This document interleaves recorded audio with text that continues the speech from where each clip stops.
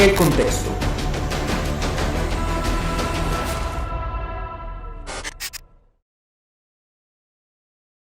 ¿Qué tal? Un saludo.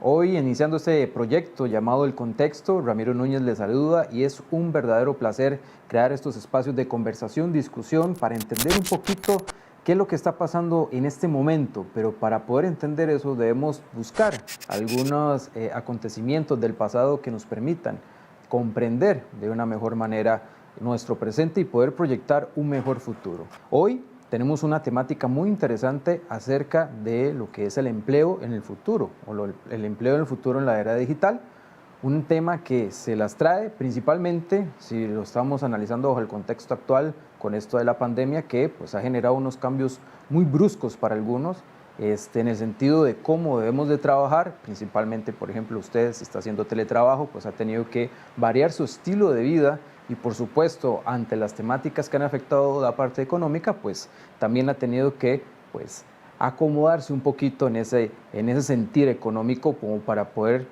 sobrevivir, por decirlo de alguna forma. El día de hoy nos acompaña Mauricio Ramírez, que va a estar en todos los programas, dicho sea de paso. Él es graduado de la Universidad Internacional de las Américas, es máster en estudios latinoamericanos con énfasis en cultura y desarrollo por la Universidad Nacional de Costa Rica. Y tenemos a Álvaro Ramírez, que es especialista en el desarrollo empresarial y formación profesional. Él tiene una maestría en estudios sobre el desarrollo en London School of Economics and Political Science de Inglaterra y además ha estado trabajando con la Organización Internacional del Trabajo en lo que es el desarrollo de actividades con empleadores y en la parte de desarrollo de empresas. Así que una cordial bienvenida a los dos, gracias por participar en este proyecto, en este primer programa, el primer episodio, y hoy traemos una temática muy interesante. Primero, para poder entender el contexto actual debemos de manejar un poquito qué fue lo que pasó anteriormente, hace años, siglos. Podríamos empezar abarcando un poco lo que es la revolución industrial. A partir de este acontecimiento en el engranaje de la historia mundial, generó un cambio importante en cómo se desarrollaban los trabajos. Pasamos de la parte agrícola a la parte industrial. Don Álvaro, ¿nos podría explicar un poco cómo este boom, por decirlo de alguna forma, que se dio en el contexto de la historia, marcó ese diferenciador y nos ha generado, pues obviamente, esa línea del tiempo de cómo se ha desarrollado la parte del empleo a nivel mundial? Sí, muchas gracias, Ramiro, por la invitación. Un placer estar con ustedes acá. En efecto, si uno piensa en cómo se trabajaba en el siglo XIX y sobre todo antes de la primera revolución industrial, el mundo del trabajo básicamente giraba alrededor de la agricultura y las actividades manuales. El proceso de la primera revolución industrial cambió la forma en que se trabajaba. La gente pasó del campo de la casa a aglutinarse bajo un mismo techo, a hacer manufactura con máquinas todavía básicas, pero ya utilizando la tecnología de vapor y otro tipo de maquinaria que hacía posible aumentar la eficiencia. Ese primer cambio, resultado de esa primera revolución industrial, produjo una combinación de efectos que, por un lado, aumentó la productividad mucho, lo cual era muy bueno, pero por otro lado aumentó la explotación del trabajador de manera muy visible. La Organización Internacional del Trabajo, de hecho, nace en el año de 1919 y en buena medida el nacimiento de la OIT fue el resultado de esa combinación de eventos que sucedió alrededor del cambio en la forma en que se producía y se trabajaba y de la Primera Guerra Mundial, que fue la que al final termina con un acuerdo de paz en donde uno de los elementos de ese acuerdo de paz fue la creación de un organismo que viniera a poner las bases de lo que iban a ser las reglas del trabajo en el futuro. Viéndolo desde la perspectiva de la política que se estaba desarrollando, ¿verdad?, en los países en ese momento, ¿cómo podemos analizar ese comportamiento? ¿Cómo se genera ese cambio a nivel de las políticas o de los estados, viendo cómo se genera esta revolución industrial? Y ya lo mencionaba Álvaro, cómo fue mapeándose ese sentir de poder darle ciertas garantías a los trabajadores que estaban pasando de unas condiciones un poquito más sencillas a nivel de agricultura a pasar algo un poquito más brusco, por decirlo de alguna forma, que era el manejo de maquinaria. Bueno, muy buenas tardes a los dos. Muchísimas gracias por la invitación también. La historia, ¿verdad? La historia no es lineal. y la historia es cíclica.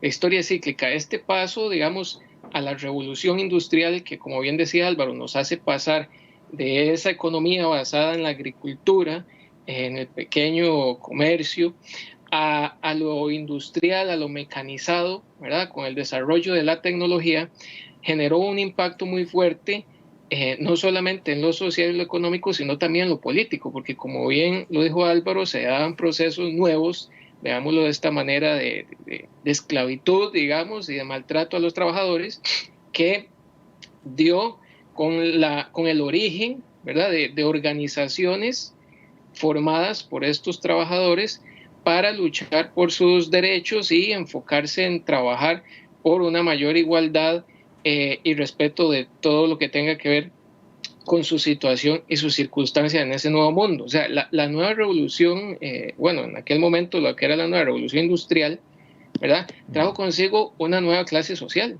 El proletariado, la clase obrera, que eran personas, ¿verdad?, que tenían que ya dirigirse a la ciudad, ir a buscar un empleo a una fábrica, por lo general, vender ahí su mano de obra de trabajo, ¿verdad?, a cambio de un pago, algo que en la historia de la humanidad nunca había pasado. O sea, si uno se pone a estudiar un poco la historia de la humanidad, eso nunca había pasado. Eso trae consigo nuevas dinámicas, ¿verdad? Una clase dominante, otra clase dominada, que en esa contradicción propia del modelo económico que se venía ya desarrollando, genera circunstancias y realidades políticas. Entonces, esas situaciones de desigualdad frente al patrón, por decirlo de alguna manera, detonó la organización de los trabajadores. Entonces ahí es donde nacen los primeros movimientos sociales, ¿verdad? La revolución industrial, que eran movimientos de organización de base obrera y trabajadora. Después van evolucionando más hacia lo que ya conocemos como sindicatos, y a su vez son los que hacen nacer también en esa nueva era a los partidos con tendencia de clase, ¿verdad? Los partidos obreros, los partidos campesinos, los partidos proletarios, que ya ellos con una conciencia de sí se lanzan a la lucha política, de decir, bueno, es que aquí el tema es que si no se concientiza, si no hay una formación política adecuada, va a ser muy difícil que se logre, digamos, una mayor equidad, una mayor igualdad, y que se respeten y se valoren esos derechos. Don Álvaro, tomando en consideración esta explicación que Mauricio nos acaba de dar, principalmente con los movimientos obreros, buscando obviamente estas garantías, estas defensas hacia los trabajadores, podemos ya interpretar esta creación de estas dos líneas ideológicas, principalmente que tienen un concepto más económico como lo es el capitalismo y el socialismo. Sí, esa descripción que hace Mauricio es correcta, porque justamente al cambiar el modo de producción, cambia la relación entre los grupos sociales. Y justamente el fenómeno de la explotación que ocurrió de manera tan intensa en la primera etapa de la revolución industrial, eso produce una reacción. La reacción es una reacción de protesta contra un sistema que se considera injusto, porque están mal repartidas los frutos y los beneficios de ese aumento de productividad tan grande que hace posible la tecnología. Y esa distributiva de cómo se reparte el pastel desata una serie de tensiones que incluso termina en algunos países, como en el caso de Rusia con la revolución bolchevique, y muchas de las expresiones de descontento que se dan a lo largo y ancho de Europa, producto de esos cambios en las relaciones sociales y la relación y el modo de producción. La OIT misma, si uno se pone a pensar en ese contexto, es una respuesta a ese fenómeno, porque la percepción cuando se firma el acuerdo de paz es que si no hay justicia social, no hay forma de garantizar la paz, y que la explotación y que la injusticia social es una de las causas de las guerras y de los conflictos que hacen inviable también el modo de producción que estaban haciendo. Una de las grandes demandas es cómo poner reglas mínimas que sirvan para defender al trabajador y que esas reglas sean de acatamiento obligatorio y universal. De ahí nace todo la OIT. Entonces, parte de los primeros convenios que la OIT emite, por ejemplo, es el de la jornada de 8 horas. Porque en aquel momento en las fábricas trabajaban, la gente dormía en la fábrica, no había límite a la jornada, no había límite a la edad de trabajo, no había salario mínimo, no había ninguna garantía de salud y seguridad en el trabajo. En fin, era un régimen de explotación absoluta, en donde no habían reglas. Y al no haber reglas, la regla entonces que se impone es la del más fuerte. Entonces, yo creo que es importante entender en el contexto de la historia cómo esa explotación produce la necesidad de un cuerpo normativo universal y se crea el primer organismo internacional al cual se le pide establecer esas reglas como reglas universales para el mundo del trabajo. ¿A partir de qué momento en que se desarrolla todo este cambio radical de la forma en que se realizaba el trabajo? Y ya pues obviamente esto se genera principalmente en lo que era el continente europeo. ¿En qué momento todo esto llega a afectar al país? Porque ya aquí tenemos que meternos de lleno un poquito más en el contexto nacional. ¿En qué momento se empiezan a variar las reglas? ¿En qué momento empieza a afectar esa revolución industrial al país? Y podemos ir contemplando ese cambio dentro de nuestra sociedad. Bueno, en Costa Rica, de hecho, muchas de esas ideas europeas llegan al país por producto de la educación de la gente que tuvo acceso a formarse en Europa, en las universidades europeas, e importaron mucho del pensamiento de lo que estaba gestándose en Europa en ese momento. Y de hecho, si uno ve, por ejemplo, los gobiernos en la primera parte del siglo XX en Costa Rica, gente como Alfredo González Flores, que llega con una idea de un sistema tributario progresivo, lo cual le cuesta el trabajo porque básicamente le dan un golpe de Estado poco después, o el pensamiento de los gobiernos o de los grupos reformistas en los años 20 en Costa Rica, y mucho también de la influencia de la izquierda y la formación de estos movimientos sociales a los que se refería Mauricio. Yo diría que en esa primera mitad del siglo XX es cuando comienza a sentarse en Costa Rica, número uno, las ideas de justicia social y de utilizar el Estado como instrumento para llevar a la realidad esos anhelos y esos ideales de justicia. Y lo segundo, en paralelo a ese ideario nuevo, es la constitución, tanto como decía Mauricio, de movimientos sociales que luego evoluciona hacia una figura de sindicatos ya hacia los años 40, pero que también adoptan la figura de partidos políticos, partidos más de izquierda, partidos reformistas en un inicio, que van articulando esa agenda nueva por reivindicaciones de justicia social. Okay. Ya estamos tocando un término importante que va a ser una coyuntura principal en todo el desarrollo de lo que es el perfil de una persona o de un trabajador, como es la parte de educación. Ya menciona usted que obviamente era gente privilegiada la que tenía la posibilidad de salir del país y poder obtener esa educación en otros lugares. ¿En qué momento se empieza a contemplar esa parte de formación un poquito más específica en la parte de educación, de alfabetización, en este caso Mauricio, en la historia de Costa Rica, que nos brinda un hincapié a lo que ya podríamos generar como un perfil de un trabajador? Bueno, yo creo que en este caso a nivel histórico-político, sin duda alguna, la Segunda República y la fundación de la Segunda República es indispensable. La Segunda República lo que hizo fue mover algunas palancas estratégicas. Uno de esos palancas, sin duda alguna, que impulsó la Junta Fundadora de la Segunda República fue la educación. El hecho de haber eliminado el ejército y empezar a depositar todo ese dinero, no en las armas, no en formar soldados, sino en formar personas educadas y en cultivar a un pueblo, es donde para mí la semilla más fuerte en el siglo XX empieza a germinar en Costa Rica en esa dirección, ¿verdad? Esa visión que tuvieron estas personas históricamente, que para mí incluso podemos ir un poquito más atrás a la gran reforma social de los años 40, donde don Manuel Mora Valverde, Monseñor Sanabria, el doctor Calderón, pudieron visualizar, ¿verdad? Esto que dice Álvaro, la justicia social es importante y demás, fueron esas semillitas que se iban sembrando con el paso del tiempo y que generaron una diferencia sustancial en la educación e incluso en el modo de ser del costarricense. Ese Estado o esa Segunda República es lo que hoy, por ejemplo, nos mantiene a flote en un mundo tan convulso y tan complejo. Con todo y las situaciones difíciles que estemos pasando o las crisis políticas a las cuales nos enfrentamos. Llevar educación a todo el país, educación pública de calidad, ¿verdad? Educación primaria, secundaria y educación formal, ¿verdad? La educación superior, sin duda es un logro de esa visión, de ese modelo país que a largo plazo querían construir y que fue moldeando también a esta idea de cómo formar a la gente en el trabajo y para el trabajo.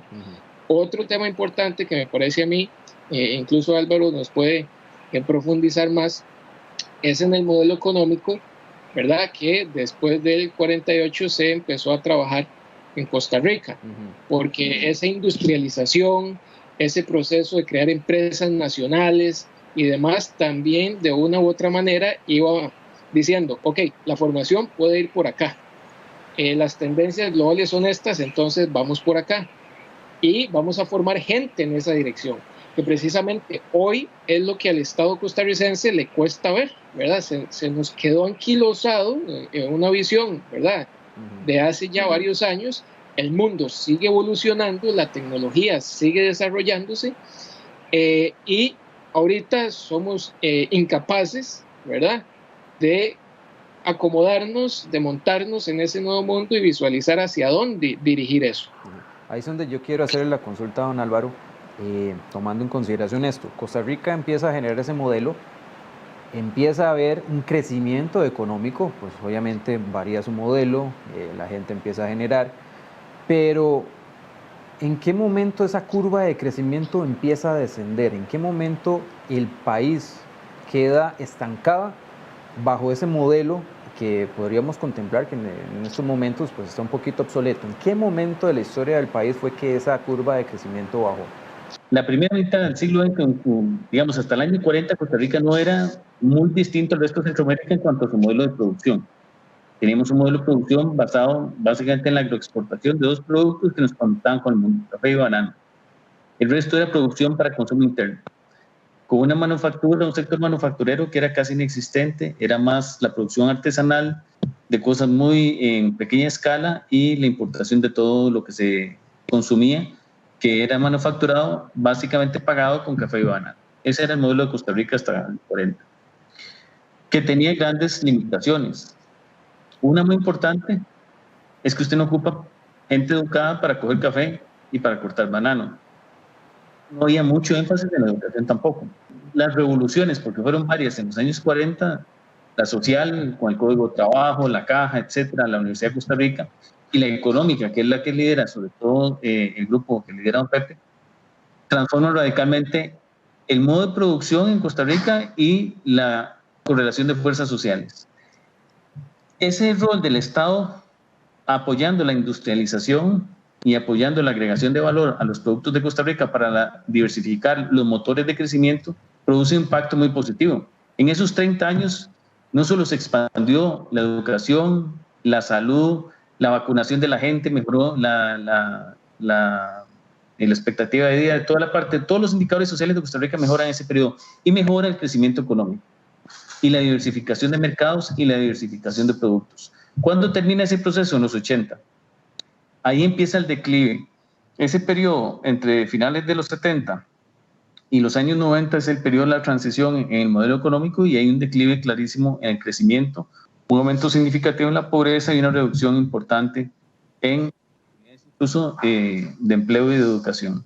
Entonces, el agotamiento de ese modelo en los 80 es lo que cambia radicalmente, digamos, las perspectivas o el desempeño del país en lo económico y en lo social, y entramos en una etapa de volver a intentar encontrar una ruta costarricense hacia el desarrollo. Pero si yo tuviera que ponerle una fecha, como pide usted, yo diría finales de los 70, principios de los 80. 30 años nos duró esa expansión que se diseñó en los 40.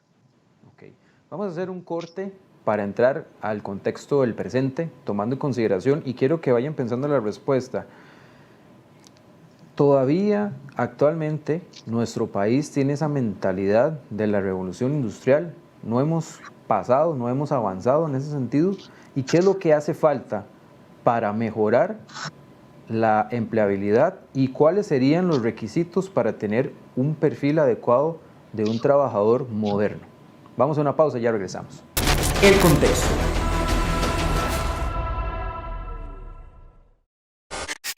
Gracias por continuar con nosotros. Para los dos, la pregunta principal es, ¿todavía seguimos con esa mentalidad de revolución industrial? ¿En qué momento nosotros no hemos desarrollado las herramientas necesarias para que nuestro pueblo, nosotros como trabajadores, podamos actualizarnos como si fuéramos una computadora que a cada rato aparece un drive nuevo, un software nuevo y tiene que actualizarse ante las tendencias nuevas? ¿Todavía tenemos esa mentalidad pequeña para poder desarrollarnos mejor? La revolución industrial nos trajo el famoso modelo fordista de producción, ¿verdad? Que es la producción en serie, que es con un modelo muy disciplinario, ¿verdad? Donde se respetaba mucho, bueno, ya después de que se vienen los logros de los trabajadores, a pesar de sus luchas y todo, el trabajo, bueno, de lunes a viernes, hay una estabilidad, la gente tenía características, ¿verdad? O sea, la época daba características como, por ejemplo, que habían altas tasas de empleo, ¿verdad? Había más estabilidad laboral, por lo tanto, había mayor capacidad de consumo y es específicamente después de la Segunda Guerra Mundial y todo esto que viene lo de la cultura pop y toda la lógica del consumismo y todo esto. Entonces, es un modelo que daba estabilidades, que daba certezas, ¿verdad?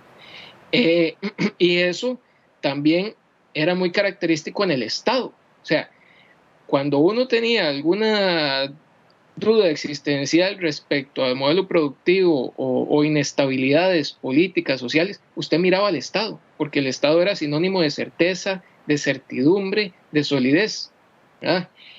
Y eso, ese Estado también paternalista, que nos condujo, como dice Álvaro, a estos 30 años de gran prosperidad, empieza a tambalearse en ese sentido a finales de los 80, mediados de los 80 y de los 90 para arriba, porque entramos también en una nueva lógica y hay que hablar el tema de la globalización.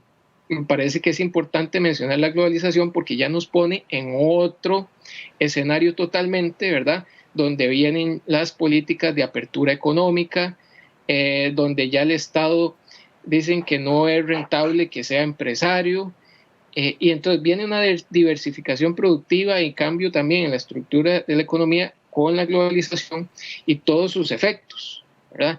El Estado no ha podido actualizarse, a mi criterio, todavía a eso que fue la globalización, que para mí ya hoy no podemos seguir hablando de globalización, porque ya también estamos en otro escenario. Incluso hay un profesor de Relaciones Internacionales de España que se llama José Antonio Sanauja, que escribe un texto el año pasado donde dice que la globalización murió con la crisis económica del 2008. ¿Verdad? Entonces, eso, ¿por qué lo traigo a colación? Porque yo pienso que en Costa Rica y en muchos otros países, a todos los sectores que la globalización desancló, ¿verdad? No incluyó en esa globalidad, en esa totalidad del mundo, digamos, para llamarlo de alguna manera, son sectores que todavía están anclados a la vieja lógica industrial. Pero también existen generaciones nuevas, ¿verdad? En este país y en otros, donde hay otros sectores que sí están entendiendo más las incertidumbres, la complejidad y lo volátil del mundo de hoy y que se están adaptando por sí solos. Pero sin embargo, seguimos viendo esa gran división o esa gran polarización desde ese punto de vista, donde el Estado incluso también está atrás, ¿verdad? Ha tratado, están haciendo intentos por modernizar, por actualizar, pero aún así es muy difícil, no lo logran. Entonces, también estos fenómenos tienen que ver, esos periodos de esa modernidad que era sólida, donde yo decía, ok, no, yo voy a dedicarme a trabajar en la empresa de mi papá, entonces yo voy a la universidad y estudio porque mi papá tenía condiciones y me mandó, etcétera, etcétera, y yo puedo ser próspero y me caso y toda mi familia, y al final se pensionaba y podía hacer eso de su vida, tal cual lo decía. Hoy no, o sea, hoy los jóvenes incluso ya no tenemos certeza de nada, y el Estado tampoco nos da certeza. Entonces, si teníamos alguna incertidumbre, digamos, de lo privado, nos pasamos para el Estado, pero hoy el Estado tampoco. Entonces, ese sinsabor, esas circunstancias concretas, yo creo que tienen mucho que ver en esto.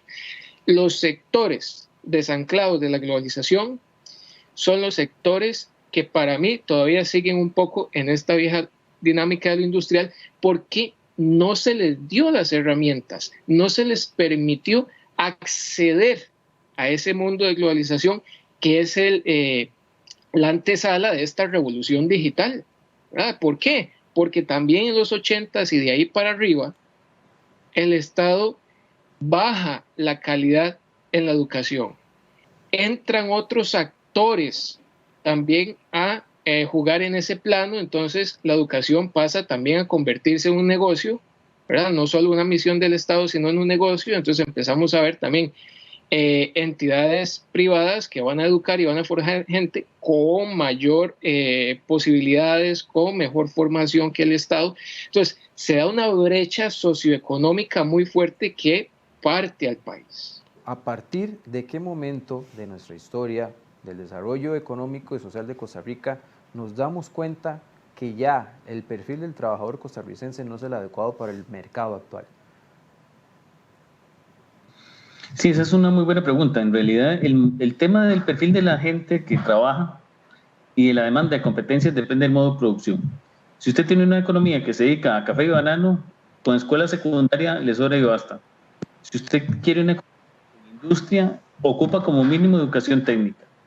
Si usted quiere apostar a una economía del conocimiento, ocupa gente bien preparada y no solo con un cartón, sino con ciertas habilidades y competencias desde la capacidad de pensar de manera autónoma y crítica hasta temas ya más comunes desde el punto de vista de habilidades técnicas. Entonces, el perfil del trabajador y la demanda de competencias de lo que ese trabajador debe conocer y saber hacer depende directamente del tipo de economía que usted quiere construir.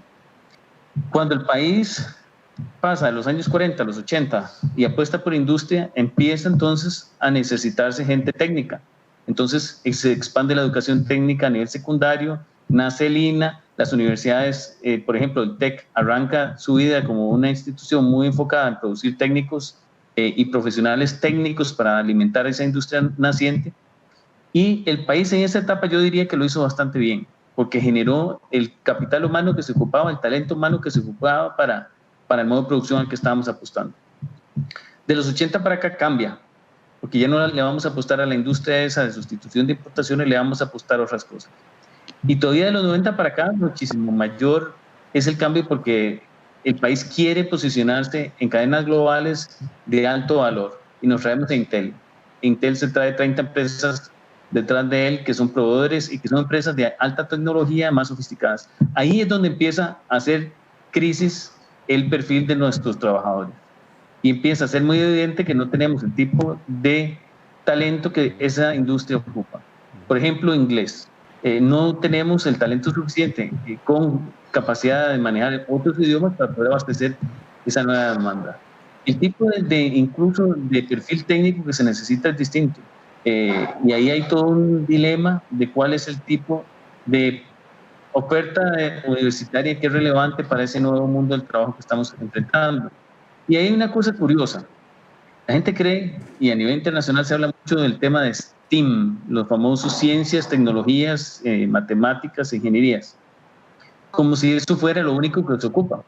Pero resulta que cuando uno observa las encuestas a empresas en los años recientes, por ejemplo, en los últimos 5 o 6 años en América Latina se han hecho muchos estudios y muchas de las empresas dicen que para ellos es más importante las competencias blandas y esas habilidades críticas en la cuarta revolución industrial y no necesariamente solo la parte esa de las habilidades técnicas que generalmente la gente asocia con las ciencias y con la matemática. El cambio en la demanda de competencias depende y está directamente vinculado a la apuesta que el país hace sobre el tipo de economía que quiere tener. Y eso, en el caso de Costa Rica, resulta crítico en ese periodo. Del 90 para acá, comenzamos a ver de que hay un déficit del tipo de talento que necesita el tipo de economía que estamos tratando de construir. ¿Y por qué ha costado tanto entonces entender y poderse montar en ese camino? Porque obviamente hasta en estas épocas, podremos hablar de unos 10, 15 años para atrás, empezamos a hablar de la temática de una competencia y una habilidad, cosa que no se hablaba antes. O sea, si usted sabía utilizar esta máquina, se les daba una capacitación de 1 o 2 días y perfecto. ¿Por qué ha costado tanto entonces poder hacer esa actualización?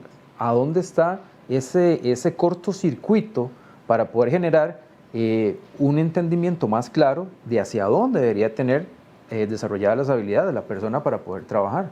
Lo cierto del caso es que si usted parte de la realidad actual, la realidad actual es que las empresas lo que demandan y exigen son buenos seres humanos integrales, no solo gente con un título de una universidad reconocida. Y de hecho, incluso desde Bill Gates para abajo, todo el mundo habla de que ya no se contrata con base en títulos, se contrata más atendiendo otras razones. ¿Cuáles son esas otras variables que un empleador toma en cuenta a la hora de contratar? Más allá del cartón que uno tiene, es qué tipo de persona es uno, qué tipo de actitudes puede aportarle al equipo de trabajo, qué tipo de habilidades blandas, famosas habilidades blandas, que ahí se encierran muchas cosas, pero una de las más importantes es pensamiento crítico, creatividad, disposición a trabajar en equipo, capacidad de comunicarse de manera asertiva. Ese tipo de habilidades hoy son fundamentales y muchas universidades y muchas instituciones educativas no lo están considerando. Porque quizá la parte difícil, es más fácil embotellar y empaquetar una serie de conocimientos técnicos y meterlos en un currículum y tratar de acortar los tiempos lo máximo posible, porque la gente piensa que entre más rápido salga a la universidad con el cartón, más rápido encuentra un empleo. Eso cada vez va a ser menos cierto, porque cada vez el mundo del trabajo está cambiando más rápido y está cambiando hacia este otro tipo de habilidades, de competencias que no están asociadas con la forma tradicional de educar. ¿Y por qué no está haciendo? Yo creo que porque hay una combinación de cosas, como decía Mauricio, a veces el mismo hecho de que la educación se vuelve un negocio, el negocio de la educación no necesariamente implica que usted se va a pulir demasiado en esas otras habilidades blandas o en formar gente más integralmente, porque el negocio está en programas cortos de bajo costo. Y programas cortos de bajo costo no producen el tipo de competencia, de habilidad y de destreza que necesita el mercado. Entonces, hay una desconexión entre la oferta de la formación y lo que el mercado está demandando. Yo creo que gradualmente las propias universidades van a tener que hacer un ejercicio autocrítico para evaluar si lo que están ofreciendo es lo que el mercado busca. Y el mercado está buscando integrales. Ahora, a nivel de formación, por ejemplo, de las oportunidades que brinda el Estado, principalmente con las instituciones que dan técnicos de forma gratuita y demás, podríamos analizar que el Estado dentro de esas instituciones, por poner un ejemplo, el INA, ¿ha entendido ese mensaje? ¿Está buscando desarrollar esas habilidades blandas o todavía se mantiene en esa parte de enseñanza técnica solamente? Bueno, la buena noticia es que el INA está tratando de cambiar y las autoridades del INA están intentando pasar una ley para hacer más flexible el INA, para que el INA pueda adaptarse mejor a la realidad actual. Dicho eso, al día de hoy todavía el INA sigue siendo una institución que está muy dominada por la inercia. ¿Y qué quiero decir con eso? Mire, si usted analiza los núcleos del INA, el INA está organizado por núcleos de formación. Esos núcleos los diseñaron en el año 96, Clara Sommer, el gobierno de José María Figueres. Entonces, esos núcleos los diseñaron pensando en la economía de Costa Rica en 1996. Entonces, por ejemplo, hay un núcleo de textiles. ¿Y por qué hay un núcleo de textiles en el INA? Porque en el año 1996 había un montón de maquilas textiles en Heredia, en Cartago, en Turrialba, por todo lado teníamos maquilas. Pero el INA no tiene un núcleo de tecnologías de información y comunicación, porque esa industria no existía tan fuerte como hoy en aquella época. Entonces, esa estructura del núcleo del INA el año 96 se fosilizó. Y entonces se hacen planificaciones con base en el pasado y hacemos oferta formativa diseñando por el retrovisor, viendo para atrás, no viendo hacia adelante. Yo creo que ese es un gravísimo error. Y entonces, tener la flexibilidad para adaptar su oferta formativa a los requerimientos del mundo moderno y del futuro, eso implica una cierta capacidad institucional que hoy Costa Rica todavía no ha desarrollado suficiente. Yo creo que estamos tratando de hacer los cambios que se ocupan y las propias universidades, las públicas y las privadas, tienen que poner barbas en remojo, pero la educación básica igual. El tema de enseñar con base en memoria es fatal. Todos los países que están adelante en competitividad lo que están es enfocados en estimular la creatividad de las personas. Y aquí lo que hacemos más bien es matarle la creatividad y matarle la capacidad de ser espontáneos, porque todo lo embotellamos y lo intentamos empaquetar en modelos totalmente rígidos, inflexibles, que más bien matan la creatividad. Entonces ahí tenemos un desconecte importante que tenemos que corregir. Okay. Vamos a hacer una pausa y ya vamos a regresar con el último bloque de este programa, donde vamos a hablar un poquito cuáles podrían ser las proyecciones, qué podríamos trabajar a futuro, dónde se tiene que desarrollar y mejorar esa actualización para este boom del empleo del futuro, por decirlo de alguna forma, el capitalismo digital que se está desarrollando en estos momentos. Ya regresamos. El contexto.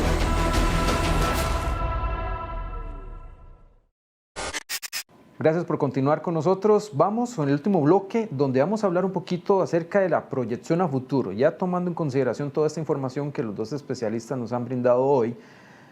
Quiero que me contesten la siguiente pregunta. ¿Hacia dónde va entonces el perfil del trabajador moderno? Tomando en consideración este capitalismo digital que se ha desarrollado, ahorita muchas personas están buscando crear sus propias empresas. El desarrollo de medios digitales ha permitido cierta libertad a las personas para poder crear su propio negocio, pero ¿hacia dónde vamos? ¿Cuál podría ser esa proyección a futuro y hacia dónde tendría, en este caso, el Estado o el país, el norte que debería tomar? Don Álvaro. Sí, muchas gracias. Bueno, tal vez comentar algunas de las cosas que se están discutiendo a nivel internacional en ese tema. Una de las claves para el éxito a la que muchos países le están apostando es todo el tema que tiene que ver con el aprendizaje a lo largo de la vida.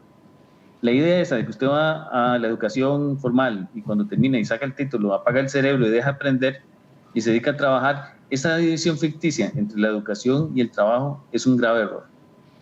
Entonces hay que estimular la manera de facilitar procesos de aprendizaje a lo largo de toda la vida laboral de la persona y que puedan haber pasarelas entre los distintos sistemas de educación. Si usted va a línea, ¿cómo hacer para que eso que usted aprendió y eso que usted sabe y esas competencias que ya tiene se las reconozca en el siguiente nivel, en la educación universitaria? Ese tipo de articulaciones en el sistema educativo es clave para hacer posible el aprendizaje a lo largo de la vida. ¿Eso qué ventajas tiene? Eso tiene la ventaja que la gente se puede estar reentrenando para las nuevas demandas del mercado de una manera constante y tener la agilidad y la flexibilidad para pasar de un tipo de ocupación a otra de manera menos traumática. Porque esos cambios van a ser mucho más constantes hoy. Antes era muy fácil lo que decía Mauricio, uno iba a un trabajo esperando estar ahí 30 años y pensionarse en ese trabajo. Entonces, si yo iba a Lina, o iba al ICE, o iba a alguna institución pública, mi anhelo era pensionarme ahí.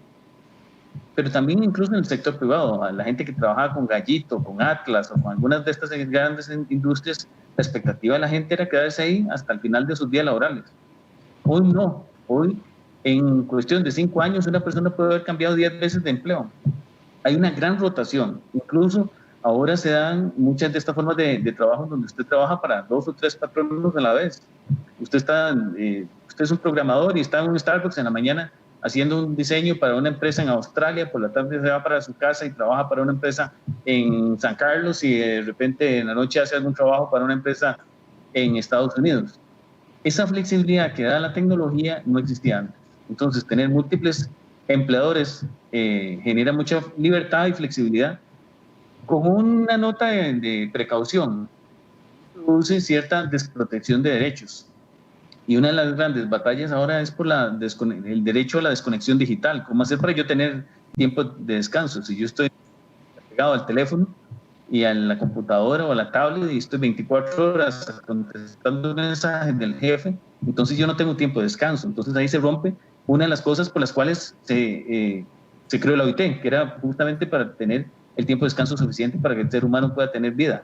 Que el cambio que viene en la manera en que la gente trabaja va a obligar a la gente a estar constantemente aprendiendo. Y entonces el sistema educativo tiene que estimular y facilitar esa posibilidad del aprendizaje constante y de estimular esas competencias nuevas que son las claves para el éxito, que no es el cartón per se, que es la capacidad de pensar de manera crítica, que es la capacidad de resolver problemas de manera autónoma, que es la capacidad creativa de encontrar problemas y soluciones donde la gente no los ve, de tener una actitud propositiva, etcétera. Esas son las cosas que valora el mercado hoy. Mauricio, en este caso, tomando en consideración esto, ¿cuál debería ser el papel del gobierno para poder reactivar la economía basado en ese concepto de digitalización y de desarrollo de aprendizaje, de habilidades y demás? ¿Cuál debería ser esa reacción del Estado y cómo debería plantearse esa nueva reglamentación, por decirlo de alguna forma, de lo que sería el trabajo digital? Me parece que tiene que ir de la mano del pensamiento prospectivo y disruptivo. Entender que las dinámicas propias de la realidad de hoy van no en la línea de la producción al modelo fordista, sino en lo que venía planteando Álvaro, donde hay mayor flexibilización, menos rigidez y también más vulnerabilidades. Pero ya vamos a ver. Por ejemplo, en este tema yo creo que me parece importante que se entienda que bajo esta nueva lógica, el mundo de la información o de lo que se conoce como el Big Data viene a ser la materia prima. ¿Okay? Los algoritmos, el medio de producción, o sea, la fábrica, y la información y los servicios que produce eso es la mercancía. En ese sentido, la gestión pública tiene que, a mi criterio, implementar equipos multidisciplinares donde con pensamiento disruptivo se atrevan a visualizar esos nuevos retos y esas nuevas oportunidades para disparar políticas de la mano con el sector privado y de esta manera planificar políticas de empleo, de formación y programas de intermediación para evitar también ese rezago de la población y poner una especie de piso, digámoslo así, que ahí el INAH puede hacer un rol muy importante para que las personas y la ciudadanía entienda hacia dónde deben saltar. Pero eso, vamos a ver, a lo que me refiero es a un cambio de paradigma, a un cambio del chip, para llamarlo de alguna manera, de gestionar lo público, de administrar lo público y de ver perspectivas. Me parece que ahí es lo más importante, o sea, ¿quién va a llegar a tomar decisiones? ¿Qué visión tiene y cuál es el paradigma de cómo comprende esta transición? Por eso al principio del programa yo planteaba el tema que la historia es cíclica, porque hoy otra vez, igual que en la época de la Revolución Industrial, ¿verdad?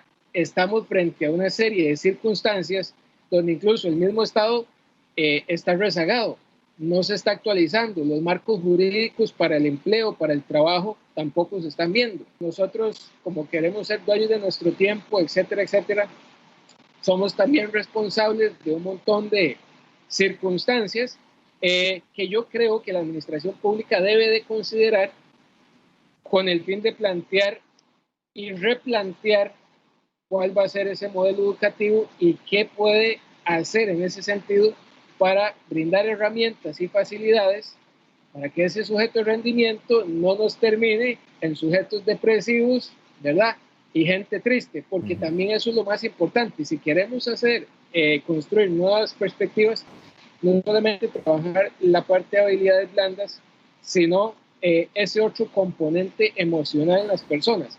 Don Álvaro, para ir finalizando ya, como última observación que usted me pueda brindar desde su perspectiva de conocimiento a nivel de trabajo y demás, viendo a todos los actores que están relacionados en esta temática, tanto empresa pública, empresa privada, gobierno, obviamente los trabajadores, ¿usted cree que en algún momento todos vamos a trabajar, hablando en términos de competencia, vamos a trabajar en equipo? Ese sería el anhelo, poder trabajar en equipo, que los distintos sectores sociales se unan y tengan una sola visión.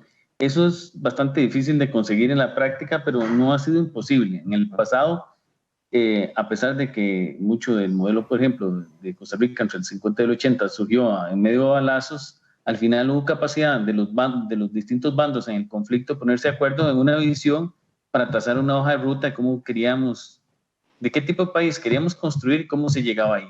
Entonces, ese gran consenso de los 40, o posterior, digamos, a los conflictos de los 40, abrió el camino a un Estado distinto, que es esencialmente el que siembra la semilla de la Costa Rica diferente que hay hoy, en comparación con otros vecinos. Entonces, esa posibilidad de ponerse de acuerdo sobre una cierta visión, una vía costarricense del desarrollo, eso lo hemos podido hacer en el pasado. Si usted me dice que si estamos ahí hoy, yo le diría que no, todo lo contrario. Más bien lo que uno observa es una polarización total de los distintos grupos de la sociedad en cuanto a cuál es el camino a seguir. Y entonces hay visiones muy distintas sobre la ruta que nos conviene. Pero me parece que el reto de los líderes políticos en este país es volver a colocar alrededor de una mesa a los actores principales y tratar de construir de manera colectiva esa visión compartida y sobre todo intentar definir cuál es la ruta para llegar ahí. Porque yo creo que uno podría ponerse de acuerdo en que todos aspiramos a que seamos un país verde, un país de paz, un país en donde se distribuye la riqueza bien. Pero, ¿cómo se llega a ese país ideal? Y esa ruta hoy el país no la tiene. O por lo menos no hay una visión compartida de la ruta correcta. ¿Será que el coronavirus nos va a llevar a esa ruta? Pues ojalá que una de las consecuencias inesperadas del coronavirus sea que nos ponemos de acuerdo. Pero ahora que usted menciona el coronavirus, hay un ejemplo muy interesante. O sea, pocas veces hemos visto a los costarricenses tan unidos como ahora. Pero claro, nos da el miedo. ¿Cómo hacer para que nos una la esperanza? Y no solo el miedo nos ponga a todos a trabajar juntos. Ese es el reto. Excelente, muchachos, muchísimas gracias, la verdad. Con esto vamos a concluir este primer episodio. Agradezco el tiempo de Mauricio y de don Álvaro. Gracias por todas estas acotaciones que pues posiblemente nos va a llenar mucho de conocimiento y a la vez nos va a generar un contexto un poquito más claro de cuál es el norte que nosotros como individuos y obviamente como gobierno, empresas y demás deberíamos de tomar y trabajar en equipo en función de hacer crecer nuestra sociedad, hacer crecer nuestra economía y principalmente pues pasar de ese país en desarrollo ya a estar en un país desarrollado. Pero sabemos que es una labor muy fuerte la que tenemos que hacer. Como le decía don Álvaro, ojalá esta parte o esta pandemia del coronavirus nos haya dejado una lección muy grande y a la vez pues nos haya mostrado las debilidades que estamos en un momento claro que podemos arreglarlas en cierta forma y buscar un norte un poquito más claro, pero obviamente trabajando en equipo. Gracias a ustedes dos. Muchas gracias, Ramiro. Gracias, Mauricio. Chao. Bueno, muchas gracias a todos. Nos estamos viendo en la próxima. Que estén muy bien. Y chao, chao, chao. Muchas gracias. Nos estamos viendo en el próximo episodio de El Contexto.